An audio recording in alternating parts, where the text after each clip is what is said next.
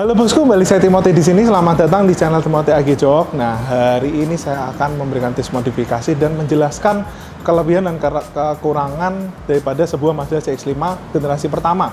Di mana CX-5 generasi pertama ini dia keluar 2012 atau 2011 ya, sampai kalau nggak salah 2016 ya kalau nggak salah. Nah, sampai 2016-2017. Nah, ini ada generasi yang pertama versi GT 2,5. Nah, hari ini kita akan lakukan modifikasi dress up atau sedikit bisa dibilang restorasi modifikasi lah ya di bagian interiornya. Jadi di bagian jok kulit kita ganti menggunakan maker fiber nappa yang ada perforasinya sesuai dengan tematik Mazda sebelumnya, jok kulitnya. Lalu di bagian door trim 2 biji, lalu di bagian handbrake, di bagian shift knob, dan di bagian setirnya.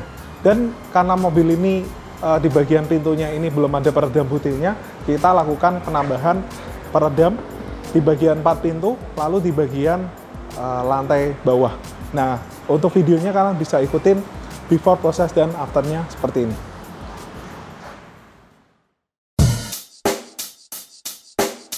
Check the mic and make sure it sound right, boys.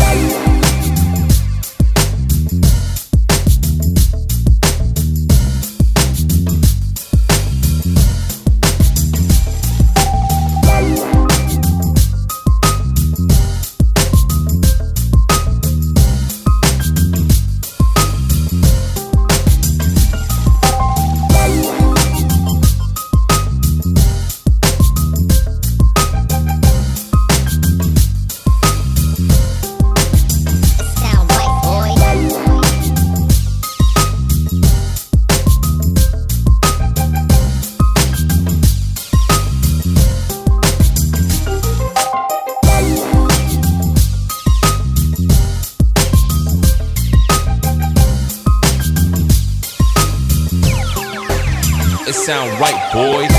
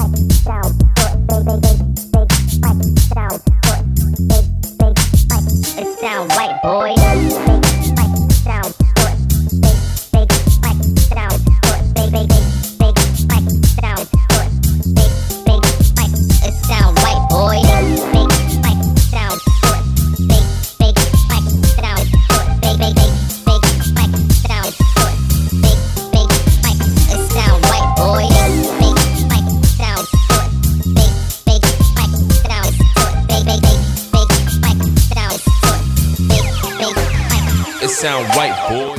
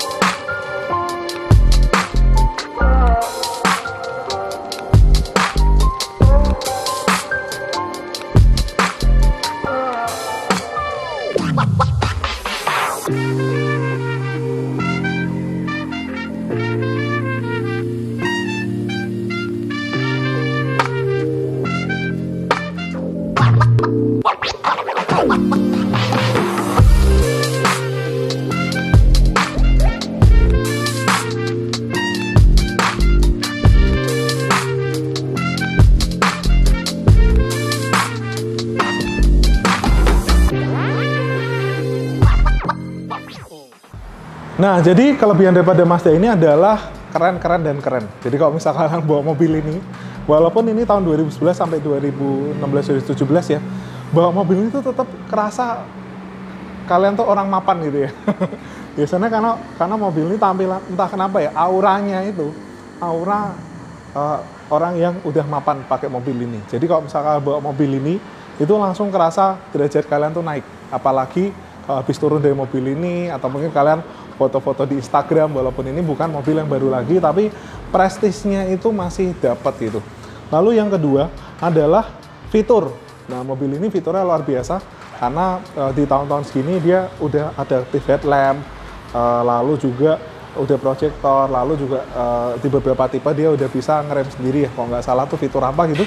Tapi kalau misal ada benda di depan dia ngerem sendiri, walaupun yang baru-baru malah dihilangin katanya sih supaya nge-cut cost. Tapi menurut saya sih itu karena mungkin banyak komplain ya, karena kalau ada benda-benda apa gitu dikit langsung ngerem jadi bikin kaget kita sebagai driver yang di dalam dan penumpang yang di dalam. Nah, selain itu warna daripada mobil ini itu juga cakep banget. Maksudnya warna-warna ini dipakai di mobil-mobil sekarang kayak Mazda, makanya ada namanya Red Candy Mazda gitu ya. Karena memang warnanya jadi signature Mazda dan ini warna ini keren banget. Walaupun kalau misal ada pengecetan biasanya jadi lebih susah yang ngecatnya karena warna ini tuh kayak siraliknya tuh susah didapat. Ada warna putihnya, ada warna ungunya, ada warna merahnya, ada warna coklatnya, itu ngeblend jadi satu di warna cat ini.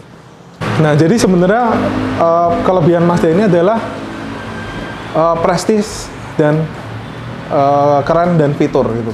Jadi di belakang ini kan bisa lihat dapat teknologi Sky Active, dimana kalau misal Sky Active itu tenaganya, Mazda ini bikin mobil tenaganya gede tapi hemat. Jadi sebelum turbo-turboan gitu, maksudnya Mazda ini udah bikin mobil yang menggunakan natural aspirated tapi tenaganya tuh gede, dari putaran bawah sampai menang sampai atas tuh gede, tapi bisa dibilang mobilnya tuh lumayan ngirit. Bahkan nggak dikit orang yang udah pakai Mazda ini tuh untuk pakai dalam kota aja itu bisa dapat 1/10 ke atas. Nah, dimana saya pakai Jazz aja ya, D8 itu 1.8.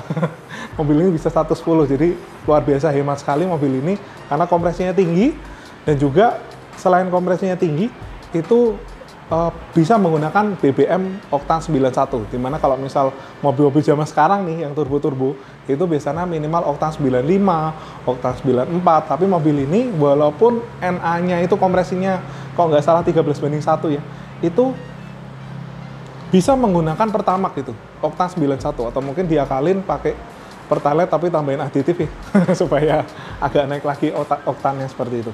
Nah, jadi kan bisa lihat kemewahannya ya. Lalu ini bentuk belakangnya juga cakep banget, bentuknya coupe seperti itu. Dan yang menarik lagi adalah jika kita bahas di bagian interiornya.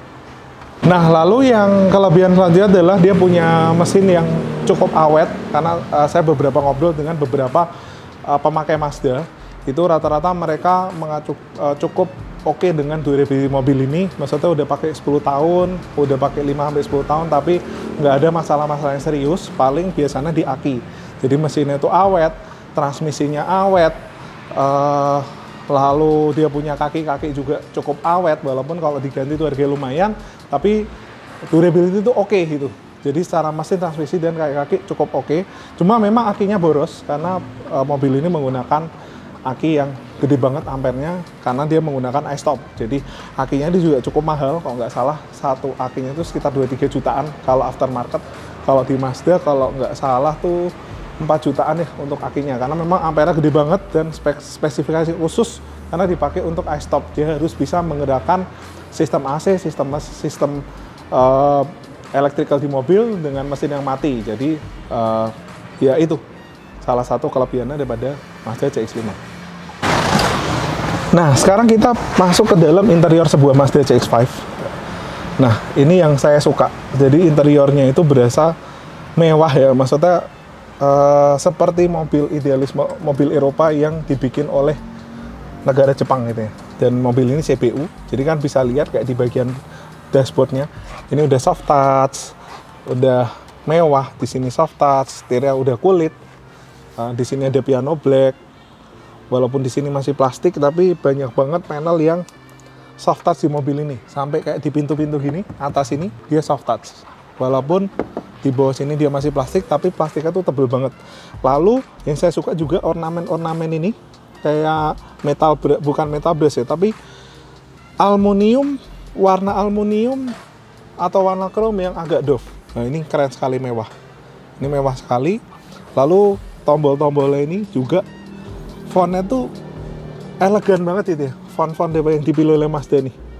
Fontnya tuh nggak kelihatan murah gitu ya. Jadi kelihatannya tuh bikin mobil ini jadi tambah mahal. Lalu seperti ini. Lalu fitur-fiturnya juga kayak di sini. Setahu saya di sini ada sensor-sensor yang lampu segala macam. Lalu untuk berhenti sendiri segala macam, dan audionya ini udah bagus sekali. Audionya udah menggunakan Bose, jadi suara kabinnya ini benar-benar premium untuk sebuah mobil Jepang yang udah standar dari pabrikan seperti itu. Untuk joknya juga udah elektrik, tombolnya ini juga pas banget, nggak terlalu tinggi, agak pendek, dan ini justru malah pas banget waktu kita pindah gigi. Lalu handbrake-nya ini juga pentolannya ini aja bukan chrome ya, jadi kayak aluminium, kayak chrome yang agak doff, jadi kayak kelihatan mewah banget. Dan yang saya suka juga ada di sini ada cup holder, dan cup holdernya tuh 2, jadi cakep banget di sini. Ini juga settingannya juga oke banget, jadi kita coba hidupin dikit. Wipernya dia udah auto. Wipernya udah auto ya. Di zaman itu wiper udah auto, udah cruise control. Ini ada info yang ada di tengah. Nah, ini juga elegan banget itu. Elegan banget, warnanya tuh kayak monokrom gitu. Warnanya hitam dan ada putihnya. Dan ini setirnya ini pas banget, posisi drive-nya tuh enak banget di sini. Lalu di sini ada fitur yang iStop. Ini ada lane assistant ya, jadi kalau lewat jalan itu dia memperingatkan kita udah ada di sini. Pokoknya fitur ini udah mewah untuk sebuah mobil SUV. Lalu di sini juga udah ada sunroof. Nah ini kalian bisa lihat tuh, udah ada sunroof ya. Jadi tuh kayak mobil ini mewah sekali. Istilahnya sunroof ini langsung menaikkan derajat daripada orang Indonesia biasanya yang suka dengan kelihatan mahal dan kelihatan berduit gitu. Nah seperti itu. Nah habis ini kita akan bahas tentang kekurangan daripada mobil Mazda ini. Nah jadi kekurangan daripada Mazda ini adalah seperti yang tadi mungkin sudah saya sampaikan sedikit, bahwa akinya tuh harganya tuh lumayan tinggi karena dan umurnya tuh nggak panjang, biasanya 1-2 tahun dia udah ganti. Tapi itu 1-2 tahun itu udah maksimal ya untuk sebuah Mazda, karena memang dia ada fitur iStop-nya. Lalu yang kedua adalah mobil ini agak keras atau bisa dibilang agak stiff. Memang karakter daripada Mazda adalah dia agak sedikit stiff atau keras karena memang dia bikin feel handlingnya tuh presisi banget. Jadi ya memang karena dia presisi banget jadi jatuhnya agak keras suspensinya. Lalu yang ketiga adalah dia punya ban itu ukurannya ring 19. Dimana kalian tahu kalau ban ring 18 masih ada harganya yang terjangkau ya. Maksudnya merek-merek bagus, merek-merek lokal itu kayak merek-merek kayak Dunlop, lalu Bridgestone itu mereka masih bikin ring 18 karena OEM-nya Alphard, lalu Harrier itu menggunakan 18. Dengan 19 ini jarang banget. Mazda pakai ring 19. Jadi ring 19 ini yang bikin tuh brand-brand yang mahal punya kayak Toyo, lalu Michelin, atau merek-merek yang harganya lumayan mahal. Dan itu harganya lumayan untuk ring 19 karena yang bermain di segmen itu adalah brand-brand premium banget. Jadi jatuhnya ban ini harganya jadi tinggi banget. Jadi kalau misal kalian ganti satu ban itu harganya sekitar 2 juta sampai 2,5. Nah saya udah coba cari di Dunlop. Ternyata Dunlop pun bikin ring 19 harganya lumayan. Dimana kalau ring 18 harganya sekitar 1,1 juta, naik ke 19 langsung jadi 1,9. Jadi ya sama aja. Merek Dunlop pun bikin ring 19 harganya lumayan tinggi karena mungkin mobil-mobil yang pakai ring 19 yang ada di jalanan memang agak sedikit. Jadi mungkin wajar lah kalau misalnya harganya agak tinggi karena memang produksinya nggak banyak mungkin ya. Lalu untuk velgnya sendiri ini menurut saya cakep. Jadi ring 19 kelihatan mewah. Nah memang kalau misal kalian punya mobil Mazda Mazda ini kalau misal kalian mengalami ban yang udah aus, menurut saya lebih baik kalian ganti velg kering 18 dan kalian tebelin bannya atau tetap kelihatan keren, karena maksudnya 18 sebenarnya di Mazda ini nggak kelihatan kecil-kecil banget, dan maksudnya kalian bisa kayak pakai velg aftermarket kayak TE atau RPF segala macam supaya kalian bisa dapat tampilan lebih premium tapi juga harga bannya lebih terjangkau gitu. Apalagi LM705 tuh itu ada ring 18, itu cakep banget kalau misal kalian ganti velg. Kalau ganti ban ya menurut saya punya Mazda CX-5, ketika bannya udah botak saya sekalian ganti velg ke ring 18 karena ring 18 bannya lebih murah dan profil bannya bisa saya lebih tebelin sehingga kalau dipakai itu jadi kayak lebih lebih bisa setting fitmentnya, lalu dibikin lebih tebal sehingga lebih empuk. Jadi bikin Mazda ini lebih empuk dibanding dengan originalnya yang bawaan bannya nih. Setahu saya bannya tuh Toyo ya, seperti itu. Nah, lalu salah satu kelemahannya adalah Mazda ini juga punya kelemahan di sensor pedal gas. Nah, seringkali kalau berdasarkan pengalaman temen ya, dan saya riset juga di blog-blog yang punya Mazda CX-5 yang di luar dan di Indo, jadi banyak yang mengeluhkan mobil ini tuh suka tiba-tiba hilang tenaga. Jadi maksudnya kalian bawa mobil lagi ke budi tol atau jalan di jalan, tiba-tiba kayak gasnya tuh hilang gitu. Jadi throttle-nya hilang. Nah, kalau misal kalian bawa mobil ini ke Mazda, itu biasanya kalau dianalisa itu lumayan lama. Jadi mungkin kalau kalian lihat video ini kan bisa ngikutin juga ya. Itu terkadang disuruh ganti namanya partnya throttle body, dimana kalau misal kalian ganti throttle body untuk Mazda ini itu harganya 8 juta, lumayan ya. Nah, kalau misal salah analisa nih, dan itu belum tentu benar. Nah, kalau misal salah analisa kalian harus ganti ECO, itu harganya kalau nggak salah 15-20 juta. Nah, jadi dan itu belum tentu benar, dan banyak yang sudah mengalami udah ganti ECO, udah ganti throttle body, tetap aja tenaganya hilang. Nah, maka dari itu tips dari saya kalau kalian punya Mazda dan tiba-tiba CX-5 kalian itu tenaganya hilang, kalian bisa cek namanya sensor pedal gas. Itu letaknya ada di bawah situ. Jadi kalian bisa cek dulu kalau tiba-tiba gasnya suka hilang itu di tol. Kalau hilang terus kalian nggak kelihatan, itu beda lagi ya. Itu mungkin kalian lagi stres atau apa gitu. Apa kalau misal mobilnya yang tenaganya hilang ya, itu kalian bisa cek namanya sensor pedal gas, dan itu harganya 750.000 gitu. Jadi kalau misalnya kalian hilang, jangan langsung ganti throttle body, jangan langsung ganti ECO, kalian ganti dulu sensor throttle body, karena mobil-mobil sekarang ini semuanya by sensor. Nah, paling murah, paling terjangkau adalah ngecek sensor-sensornya dulu dibanding ngecek dengan part-part yang mekanikal, atau mungkin istilahnya part-part yang mekanikal lebih baik kan harganya lumayan tinggi dan harus ganti sensor. Kalian bisa cek sensor-sensornya dulu. Nah, lalu kalau misal kalian itu beratnya agak lumayan, maaf ya, maksudnya bukan tergolong yang berat ringan gitu, itu seringkali mobil ini itu gear-gearnya itu agak aus gitu. Jadi kalau misal kalian sering pakai mobil, lalu kalian naikin, turunin kayak gini, dan ketika sudah masanya aus, itu kalian biasanya, kita sendiri nggak bisa servis ya. Kalian bawa ke Mazda, lalu kalian mau benerin per partnya itu nggak bisa. Jadi kalian harus ganti esi satu jok Mazda ini,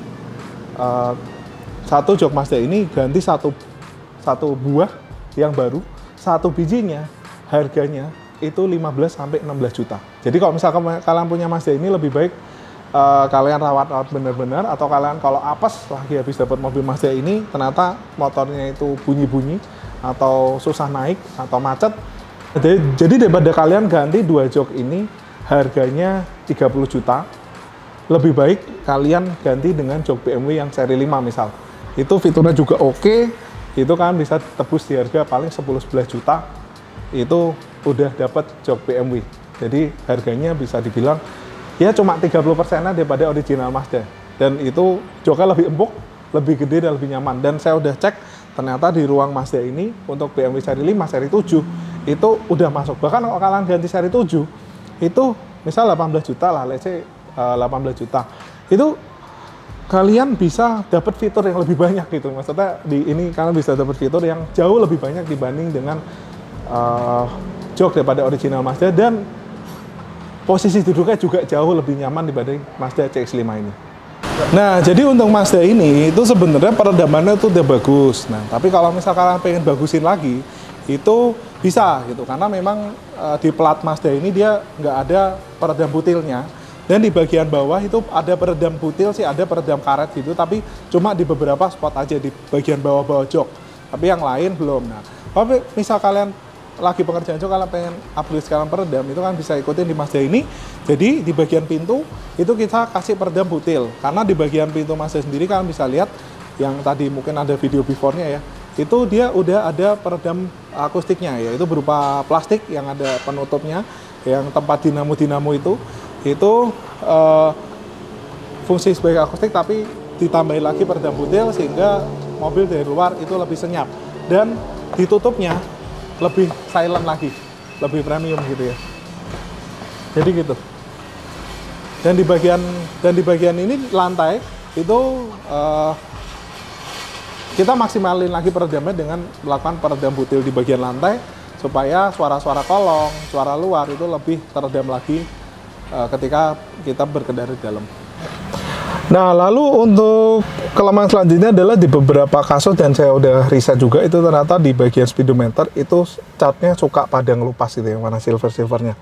Jadi memang itu udah jadi satu kelemahan Mazda ya, maksudnya karena nggak cuma satu tapi beberapa. Jadi kalau misalkan mau repair, kalian bawa ke bengkel speedometer untuk ngembalin atau restorasi speedometer kalian. Walaupun mungkin biayanya nggak seberapa, tapi waktunya lumayan ya kalau misal kalian pakai mobil ini untuk harian. Nah, lalu juga kelemahan daripada mobil Mazda ini adalah di bagian jok kulitnya. Nah, karena aneh ya, maksudnya di Mazda CX-5 ini yang generasi pertama banget yang sebelum facelift itu ada beberapa tipe. Ada 2.0, ada 2.5 yang standar lah, saya lupa namanya. Ada juga 2.5 GT. Nah, kebiasaan orang Indonesia kan kalau ngambil mobil itu adalah ngambil yang seri paling tinggi karena paling lengkap fiturnya, lalu paling mewah. Ternyata justru yang 2.0 itu joknya kulit warna hitam. Yang 2.4, 2.5 yang non GT itu juga warna hitam. Nah, tapi yang paling tinggi 2.5 GT itu malah joknya warna putih gitu. Jadi seringkali kalau warna putih itu mungkin pengennya mewah ya, tapi kalau kita namanya orang Indonesia ya, kita pakai mobil untuk keluarga, bawa anak segala macam, warna putih itu gampang banget kotornya. Apalagi mobil kita pakai sehari-hari, kita pakai pergi makan segala macam, itu dalamnya gampang banget kotor. Dan kalau kotor itu jadi dilema. Kalau kita mau ganti, sayang joknya kulit asli. Kalau kita nggak ganti juga kotor. Nah, kalau misalkan punya Mazda CX-5 dan udah istilah kalian udah sayang-sayang kulitnya, saatnya sekarang ada ganti kulit jok mobil kalian. Karena kalau misal biasanya kalau udah putih dan udah beberapa tahun tuh nggak cuma kotor doang, tapi sudah menyimpan bakteri dan virus, dan juga biasanya kulitnya udah pecah-pecah. Nah, kalau pecah-pecah tuh seringkali di dalam ini jadi kotor gitu. Remah-remahan kulitnya tuh kayak jadi turun semua, turun ke dalam lantai-lantainya seperti itu. Nah, lalu di bagian setir ya juga biasanya setirnya udah botak atau gundul seperti itu ya. Jadi lebih baik kalian sekalian restorasi kayak di AG Jok ini, yang dimana kayak kemarin tuh warna krem, ini kita ganti udah warna hitam, dan benangnya ini udah kita stitching menggunakan warna hitam juga. Jadi kesana tuh tampil baru kembali gitu, kayak bawa Mazda yang tahunnya baru. Lalu di bagian sini juga udah kita restorasi menggunakan microfiber napa. Dan untuk Mazda itu sekali lagi penyakitnya itu di bagian handbrake ya. Nah, di bagian handbrake itu biasanya kulitnya tuh rusaknya tuh cepat banget gitu. Joknya belum, ini udah rusak duluan. Biasanya seperti itu. Karena memang kalau Mazda ini istilahnya rem tangan ini kan sering banget dipakai, belum pakai tombol, jadi sering banget ditarik, jadi akhirnya ininya jadi rusak duluan. Nah, ini udah kita restore juga menggunakan microfiber napa dan microfiber napa jadi hitam full black, cakep sekali. Di bagian door trim juga udah kita retrim menggunakan microfiber napa dengan jahitan di sini dengan motif yang original. Lalu di bagian jok kulitnya kita bikin agak sedikit sporty.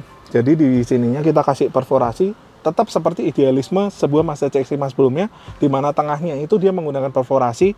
Lalu di sini kita menggunakan warna hitam, stitching yang warna hitam, cakep sekali. Dan di sini kita kasih aksen karbon supaya lebih kelihatan modern.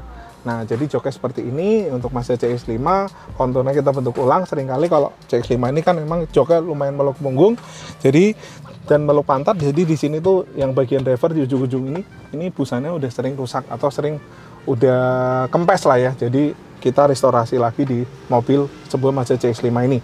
Di bagian konsol juga kita bungkus yang tadinya warna putih, kita retrim menggunakan hitam dan karbon dan double stitching warna hitam. Nah, kita habis ini lanjut ke bagian belakangnya. Nah, di bagian belakang sendiri ini motifnya sama kayak di depan. Jadi di sini perforasi, lalu di sini hitam dan karbon, di sini full black. Stitchingnya menggunakan double stitching warna hitam, dan di sini retrim menggunakan warna hitam, berfungsi normal semua. Untuk Mazda ini yang mungkin kalau kalian ada pengalaman bikin rebahannya itu lebih mundur, karena menurut saya posisi duduknya ini cukup tegak. Jadi kalau misal ini dimundurin lagi sih lebih cakep. Nah, seperti itu. Nah, jadi seperti itu untuk kekurangan dan kelebihan sebuah Mazda CX-5 dan cara memodifikasinya.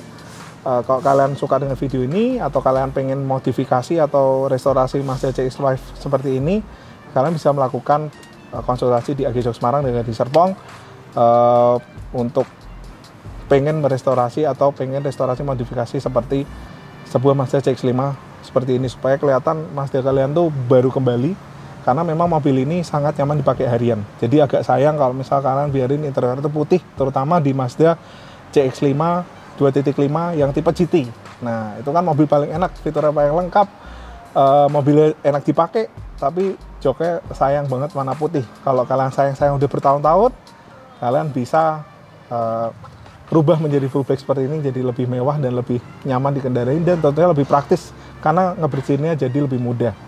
Jadi gitu ya bosku, sampai ketemu lagi di video selanjutnya. Thank you bos.